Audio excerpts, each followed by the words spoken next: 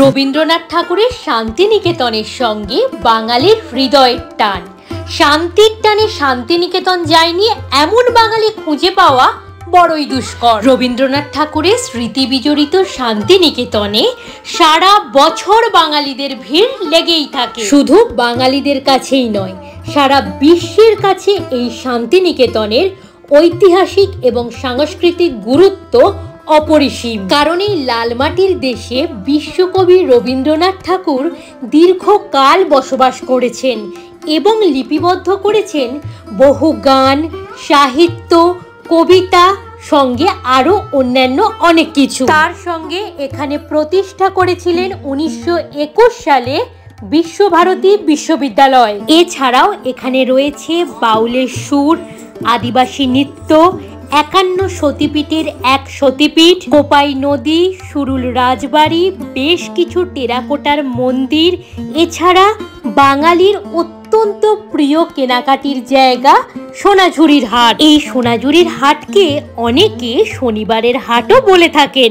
শান্তিনিকেতন ঘুরতে এলে আপনি থাকবেন কোথায়, কোথায় বেস্ট বাঙালি খাবার দাবার পাবেন, খরচাপাতি বা কেমন হবে, কিভাবে ঘুরে দেখবেন, সাইট সিনের গাড়িতে আপনার কেমন খরচ হবে, সোনাঝুরির হাট এখন সপ্তাহে কতদিন করে বসছে, কি কি বার বসছে, শান্তিনিকেতন ভ্রমণের সমস্ত ডিটেলস রইল আজকের এই ভিডিওয়। তাহলে চলুন কথা না বাড়িয়ে আজকের ভিডিও শুরু করা যাক।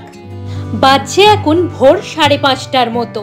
আমি এসে পৌঁছালাম হাওড়া স্টেশনে। এখান থেকে 22301 হাওড়া এনজিপি বন্দে ভারত এক্সপ্রেস ধরে আজ যাব বোলপুর শান্তিনিকেতন। হাওড়া থেকে এই ট্রেনটা ছাড়ার সময় হচ্ছে ভোর 5:55 আর বোলপুর শান্তিনিকেতনে পৌঁছে যাওয়ার সময় হচ্ছে সকাল 7:37। মানে ওই 1 ঘন্টা 42 মিনিটের মধ্যেই আমরা শান্তিনিকেতন পৌঁছে যাব। আমি আজ যাত্রা করছি বন্দে ভারতে সিসিতে আমার ভাড়া পড়ছে 683 টাকা।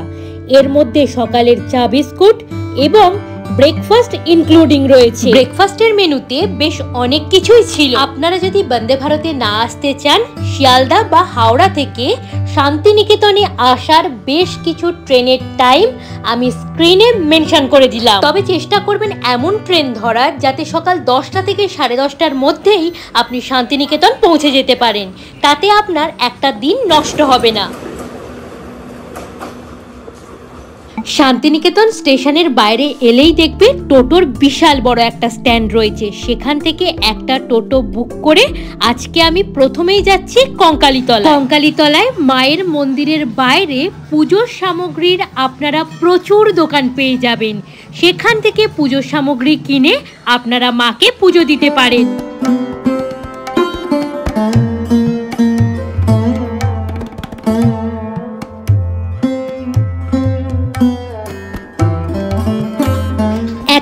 সতীপীঠের শেষ সতীপীঠ হলো এই কঙ্কালীতলা। কথিত আছে সতীর দেহত্যাগের পর শিবের পিঠ থেকে দেবী পার্বতীর কোমরের অংশটি এই পবিত্র কুণ্ডের জলে পড়েছিল। তাই এই পবিত্র কুণ্ডের জলকে অনেকে শক্তি জলও বলে থাকেন। চলুন এবার আমরা মায়ের মন্দিরে যাই।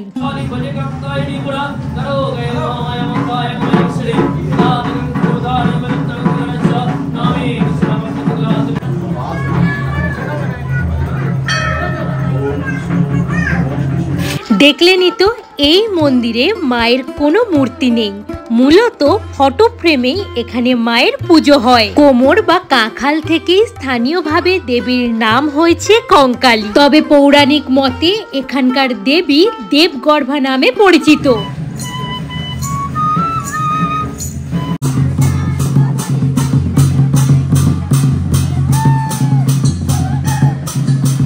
মন্দির চত্বরে দেখতে পাচ্ছি এইবারে প্রচুর দোকানপাট বসেছে আর এখানকার মানুষের হাতে তৈরি নানান ধরনের সুন্দর সুন্দর জিনিসপত্র এখানে বিক্রি হচ্ছে।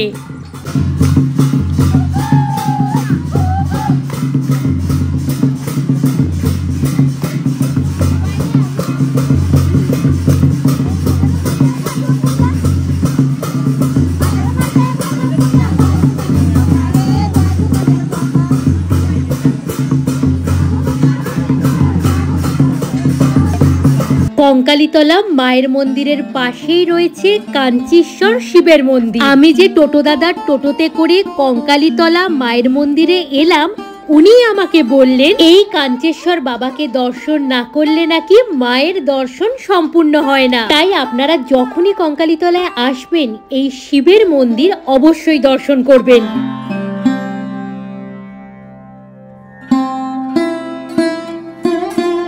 কঙ্কালীতলা মায়ের মন্দিরের পিছন দিক থেকে বয়ে চলেছে একটি ছোট নদী। এই নদীটির নামই হলো কোপাই নদী। এই কোপাই নদী হলো ময়ূরাক্ষী নদীর একটি উপনদী। এই সুন্দর নদীটাকে দেখেই কবিগুরু লিখেছিলেন আমাদের ছোট নদী কবিতাটি।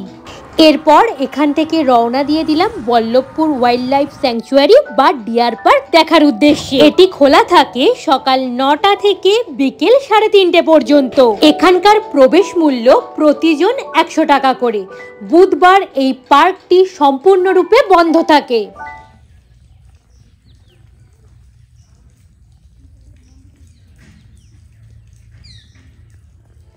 এই বল্লভপুর ওয়াইল্ড লাইফ স্যাংচুয়ারিটি 1977 সালে প্রতিষ্ঠা করা হয়েছিল। এখানে এলে প্রচুর শাল, পিয়াল, আমলকি গাছ আপনার চোখে পড়বে। এছাড়া প্রচুর চিতল হরিণ রয়েছে। এছাড়াও ময়ূর, খরগোশ, সাপ, বিভিন্ন প্রজাতির পাখি, বিভিন্ন রকমের প্রজাপতি সহ অন্যান্য বন্যপ্রাণীরও দেখা মিলতে পারে। জায়গায় জায়গায় বেশ অনেকগুলো ওয়াচ টাওয়ার এবং ছোট ছোট সাঁকো আমার চোখে পড়ছে। সব মিলিয়ে জায়গাটা ভারী সুন্দর এবং শান্ত। এরপর আমি চলে এলাম সৃজনী শিল্পগ্রাম দেখব বলে। 26 বিঘে জমির ওপর তৈরি এই শিল্পগ্রাম বড়ই বৈচিত্র্যপূর্ণ। 2008 সালে এই সৃজনী শিল্পগ্রাম তৈরি হয়েছিল। এখানে প্রবেশ করলেই আপনি দেখতে পাবেন অভূতপূর্ণ সব শিল্প নিদর্শন। শুধু বাংলার শিল্প নয়, ওড়িশা, বিহার, আসাম, সিকিম, মেঘালয়, ঝাড়খণ্ড, মণিপুর, ত্রিপুরা ও আন্দামান নিকোবর দ্বীপপুঞ্জের শিল্প সংস্কৃতি ও জীবনযাত্রাকে খুব সুন্দর করে ফুটিয়ে তোলা হয়েছে। এই সৃজনী শিল্পগ্রামে প্রবেশ করতে গেলে মাত্র 20 টাকা দিয়ে টিকিট কাটতে হয়। এবার টাইমিংটা একটু বলে দিই। সকাল 9:30টায় ওপেন হয়, বিকেল 5টায় বন্ধ হয়ে যায়। টিকিট কাউন্টার কিন্তু 4:30তেই ক্লোজ হয়ে যায়। চলুন পুরো সৃজনী শিল্পগ্রামটা এবার আমরা ঘুরে দেখি।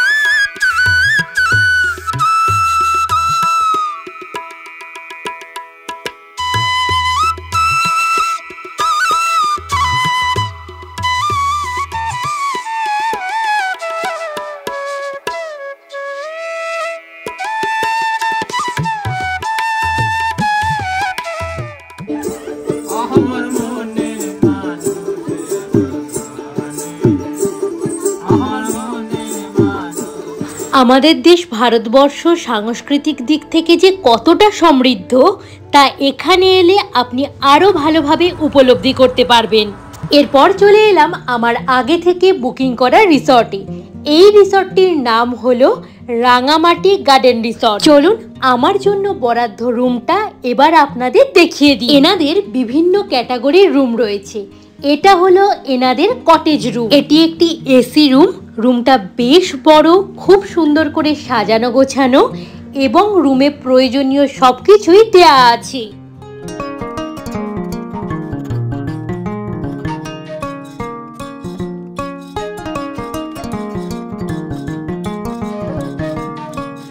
রুমের সামনেই রয়েছে একটা খুব সুন্দর ব্যালকনি। বলে রাখি, এই রিসর্টটি একটা বিশাল বড় আম বাগানের মধ্যে। এখানে রয়েছে বিভিন্ন প্রজাতির আম গাছ। পরিবেশটা ভীষণ সুন্দর। এরপর ওয়েলকাম ড্রিঙ্কে একটু গলা ভিজিয়ে নিয়ে ফ্রেশ হয়ে চলে এলাম এনাদের ডাইনিং এরিয়ায়। ডাইনিং এরিয়াটাও বিশাল বড় এবং সুন্দর করে সাজানো গোছানো। এরপর অর্ডার দিলাম একটা ভেজ থালি এবং একটা মাটন দো পেঁয়াজা। থালি স্টার্টিং প্রাইস হলো 160 টাকা।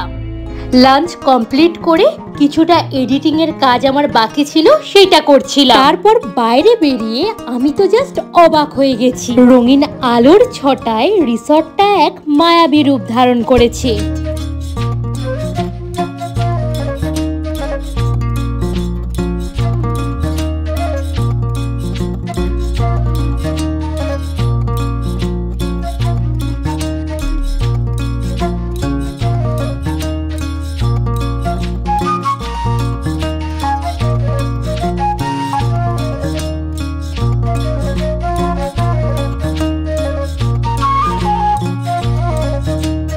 চলুন এবার এনাদের একটা 4 বেডেড রুম আমি আপনাদের দেখিয়ে দিই। দরজা দিয়ে ঢুকেই দেখতে পাচ্ছি বিশাল বড় একটা বেড রয়েছে। রুমটা খুব বড়।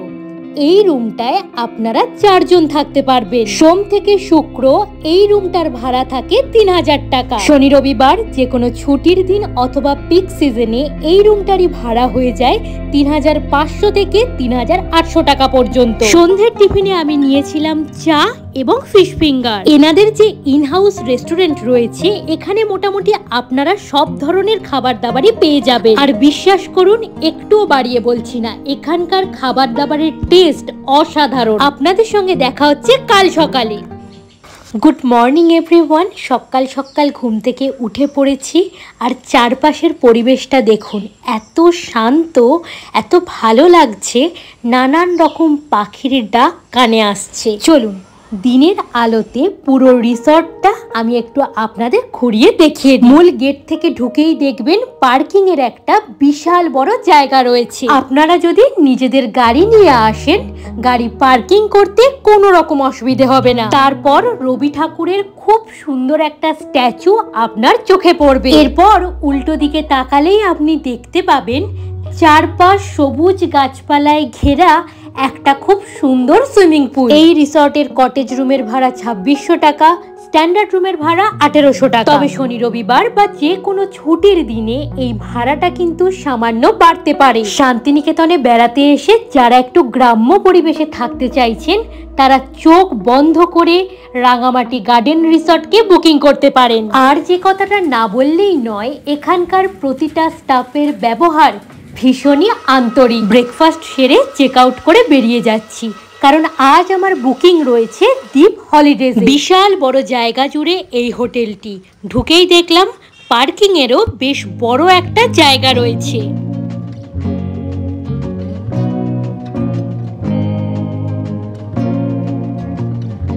এইগুলো হলো দ্বীপ হলিডেজের কটেজ রুম। এছাড়া এনাদের স্ট্যান্ডার্ড রুমও রয়েছে। আর কটেজ রুমগুলোর সামনেই রয়েছে বিশাল বড় একটা সুইমিং পুল।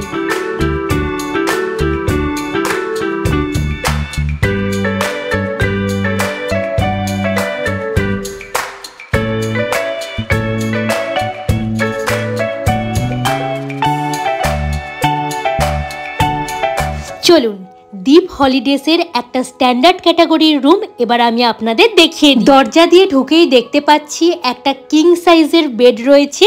বেডের সামনে একটা খুব সুন্দর সিটিং অ্যারেঞ্জমেন্ট করা রয়েছে। সেন্টার টেবিল রয়েছে, টিভি রয়েছে, ড্রেসিং টেবিল রয়েছে, এছাড়া ছোট একটা স্টোরেজও রয়েছে। আর এটা হলো রুমের সঙ্গে অ্যাটাচ টয়লেটটা। আপনাদের তো একটা কথা বলাই হয়নি, শান্তিনিকেতনের বিখ্যাত মাছে ভাতে বাঙালি রেস্টুরেন্টটা দ্বীপ হলিডেজের ইনহাউস রেস্টুরেন্ট। যারা নাকি দ্বীপ হলিডেজে স্টে করেন না, তারাও বাঙালি খাবার দাবার খেতে এই রেস্টুরেন্টে ভিড় জমা। সেটা অবশ্য ওনাদের এই বিশাল বড় সিটিং অ্যারেঞ্জমেন্ট দেখে কিছুটা হলেও আন্দাজ করা যাচ্ছে।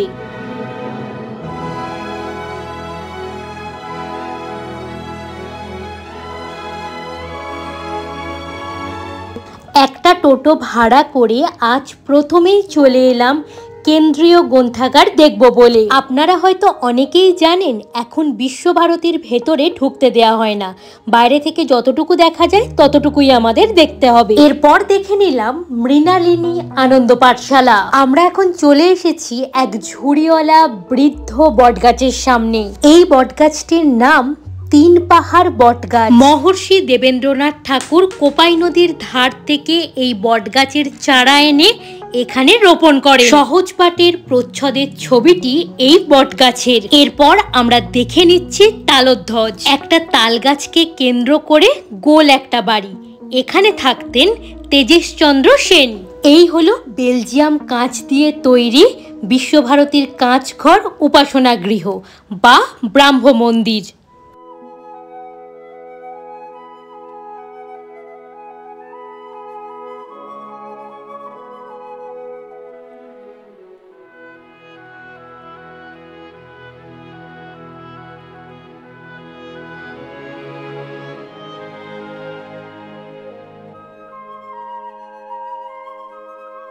এখন দাঁড়িয়ে রয়েছি শান্তিনিকেতন মিউজিয়ামের সামনে। এখানে ট্যুরিস্টদের ঢুকতে দেওয়া হয়, বাট আজকে মিউজিয়াম বন্ধ ছিল। এখন আমি চলে এসেছি কলা ভবন চত্বরে। এখানে আপনি দেখতে পাবেন স্টুডেন্টদের তৈরি নানান কারুকার্য, শিল্পী রামকিঙ্কর বেজের মনোমুগ্ধকর কিছু ভাস্কর্য। এছাড়াও দেখে নিলাম আর এক নোবেল জয়ী অর্থনীতিবিদ অমর্ত্য সেনের শান্তিনিকেতনের বাড়ি প্রতীচী। এরপর চলে এলাম সুরুল রাজবাড়ি দেখার জন্য। বেশিরভাগ মানুষ এই বাড়িকে রাজবাড়ি বললেও এটা আসলে সুরুল জমিদার বাড়ি বা সরকার বাড়ি। এই জমিদার বাড়িতে বেশ কিছু জনপ্রিয় বাংলা সিনেমা এবং সিরিয়ালের শুটিং হয়েছে। বীরভূম জেলায় অবস্থিত এই সুরুল রাজবাড়ি প্রায় ৩০০ বছরের পুরনো। এই সুরুল রাজবাড়ির সঙ্গে ঠাকুর বাড়ির সম্পর্ক বেশ নিবিড়। কবিগুরু রবীন্দ্রনাথ ঠাকুর এবং রথীন্দ্রনাথ ঠাকুর এই রাজ পরিবারে এসে বেশ কিছুদিন সময় কাটিয়েছিলেন। এই জমিদার বাড়িতে যে দুর্গাপুজোটা হয়, দুর্গাপুজোটার আনুমানিক বয়স ২৮৬ বছর।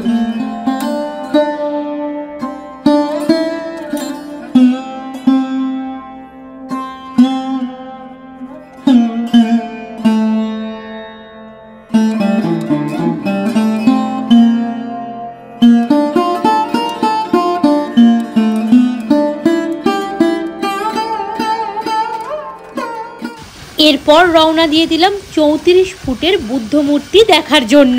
ভীষণ সুন্দর এই জায়গাটা। শান্তিনিকেতনে বেড়াতে এলে ৩৪ ফুটের বুদ্ধ মূর্তি দর্শন করতে একদম ভুলবেন না। এবার দেখে নেব প্রকৃতি ভবন। এই ধরনের মিউজিয়াম সারা পৃথিবীতে কতগুলো আছে সত্যি কথা বলতে আমার জানা নেই। এখানে প্রতিটি ভাস্কর্যই প্রকৃতির দান, শিল্পীর মানস চক্ষে ধরা পড়েছে, কোনো হাতুড়ি বা ছেনির কাজ নয়। প্রকৃতি থেকে কাঠ পাথর সংরক্ষণ করা হয়েছে, তারপর সেগুলোকেই নির্বাচন করা হয়েছে যেগুলোর মধ্যে কোনো একটা রূপ ফুটে উঠেছে। যেমন ধরুন এই কাঠের টুকরোটা, এই কাঠের টুকরোটা দেখে মনে হচ্ছে যুদ্ধে বোমায় আতঙ্কিত মানুষ। এখানে ঢুকতে গেলে ৩০ টাকা দিয়ে টিকিট কাটতে হয়, ক্যামেরার জন্য ২০ টাকা। এরপর চলে এলাম সোনাঝুরির হাটে। এই হাটকে শনিবারের হাট বা খোয়াইয়ের হাটও বলা হয়। প্রথমেই বলে দিই, এই হাট কিন্তু এখন সপ্তাহে ৭ দিন বসছে না, বসছে ৪ দিন, শুক্র, শনি, রবি এবং সোম। সত্যি কথা বলতে এই সোনাঝুরির হাটে না এলে বোধহয় শান্তিনিকেতন ভ্রমণই কমপ্লিট হয় না। বিভিন্ন দামের এবং বিভিন্ন মানের কাঁথা স্টিচের শাড়ি, হ্যান্ডলুমের শাড়ি, হ্যান্ডমেড জুয়েলারি, শান্তিনিকেতনের বিখ্যাত ব্যাগ, কাঁথা স্টিচের কুর্তি, পাঞ্জাবি, বিছানার চাদর, ঘর সাজানোর নানান ধরনের জিনিস, নকশি কাঁথা সবকিছুই আপনারা পেয়ে যাবেন এই সোনাঝুরির হাটে। আর আমার চোখে যতটুকুনি পড়লো সেটুকু আপনাদের সঙ্গে শেয়ার করছি। দাম কিন্তু অন্যান্য জায়গার তুলনায় অনেকটাই কম। সোনাঝুরির হাট মোটামুটি ওই 11টা-12টার দিকে বসে, তারপর দিনের আলো যতক্ষণ থাকে হাটও ততক্ষণই থাকে। এখন আমি রিসর্টে ফিরে এসেছি এবং আমার জন্য বরাদ্দ রুমটা আপনাদের দেখিয়ে দিচ্ছি। এগুলো হলো ওনাদের কটেজ রুম। রুমগুলো একদম রাজকীয়ভাবে সাজানো। যারা শান্তিনিকেতনে বেড়াতে এসে 2টো দিন শান্তিতে রাজকীয়ভাবে কাটাতে চাইছেন, তারা অবশ্যই দ্বীপ হলিডেজের এই কটেজ রুমগুলো বুকিং করতে পারে। এই হোটেলটি এতটাই সুন্দর, আপনি যদি পরিবারের মানুষজনের সাথে আসেন যতটা আনন্দ মজা করতে পারবেন, আবার যদি বন্ধু বান্ধবদের সঙ্গে আসেন ততটাই কিন্তু মজা করতে পারবেন। সোনাঝুরি হাটের খুবই কাছে এই হোটেলটি। এই রুমগুলো একদম প্রিমিয়াম কোয়ালিটির রুম। উইকডেসে এগুলোর ভাড়া থাকে 4 থেকে 4,500 টাকা। শনি রবিবার বা যে কোনো ছুটির দিনে এই রুমের ভাড়াটা কিন্তু একটু বেড়ে যায়, তখন এই রুমের ভাড়া হয় 5 থেকে 5,500 টাকার মতো। এটা হলো রুমের সঙ্গে অ্যাটাচ টয়লেটটা, বার্থ এরিয়াটা আলাদা করা আছে। তবে এই হোটেলে স্ট্যান্ডার্ড ক্যাটাগরির রুমও রয়েছে, যেটা আমি আপনাদের আগেই দেখিয়েছি। ওই স্ট্যান্ডার্ড ক্যাটাগরির রুমগুলোর পার নাইট ভাড়া 2,000 টাকা। তবে যে কোনো ছুটির দিনে ভাড়াটা একটু বাড়তে পারে। শুনছিলাম শান্তিনিকেতনে যত হোটেল রয়েছে সবচেয়ে বড় সুইমিং পুল নাকি এই হোটেলে। শুনেছি তো এখানকার বাঙালি খাবার দাবার সেরা, তাই ঠিক করেছি ডিনারটা আজকে আমি এখান থেকেই করব এবং আপনাদের জানাবো খাবার দাবারের টেস্ট আসলেই কেমন। তবে সন্ধেবেলা গরম গরম চায়ের সাথে এখানকার ফিশ ফ্রাইটা ট্রাই করতে কিন্তু একদম ভুলবেন না। লাঞ্চ এবং ডিনার সার্ভ করা হয় এখানে কাঁসার থালা বাটিতে। এটা হলো একটা ভেজ থালি। ভেজ থালিতে কত রকমের মেনু রয়েছে তো আপনাদের দেখালামই। এটার দাম 170 টাকা। এছাড়া আপনারা চাইলে ইলিশ পাতুরি, ডাব চিংড়ি, কাঁচা লঙ্কা মুরগি, মাটন সবকিছুই এখানে পেয়ে যাবেন। খাবার দাবারের টেস্ট এক কথায় অসাধারণ ছিল। খাওয়া দাওয়া শেষ করে একটু রেস্ট নিয়ে এখন চলে এসেছি শান্তিনিকেতন স্টেশন। এখান থেকে কাঞ্চনকন্যা এক্সপ্রেস ধরে কলকাতার উদ্দেশ্যে রওনা দেব। আপনার শান্তিনিকেতনে আসার প্ল্যান কবে রয়েছে অবশ্যই একটা কমেন্ট করে জানাবেন। আজকের ভিডিও কেমন লাগলো সেটাও কিন্তু জানাতে ভুলবেন না। ভিডিও ভালো লেগে থাকলে প্লিজ ভিডিওটা একটা লাইক করে দেবেন। আর আপনি যদি আমার পরিবারের নতুন সদস্য হয়ে থাকেন চ্যানেলটা সাবস্ক্রাইব করে দিয়ে পাশে থাকবেন। আজকের মতো টাটা।